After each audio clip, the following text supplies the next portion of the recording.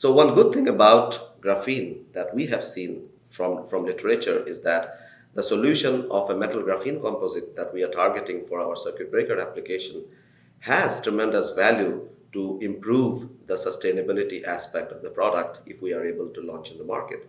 That means that we are able to have a lower emissions in the upstream phase of bringing this product. That means that sourcing the materials and the manufacturing and bringing it into the product. And that's where I think we can gain tremendous benefits of utilizing this material.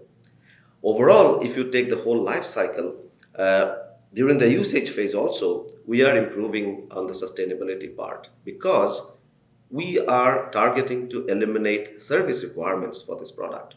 Every time you do a service, you change components or you refurbish the component with say new grease, and you have people traveling to the site and then doing these type of changes. And every process step that you have in a service arrangement introduces more emissions in the life cycle.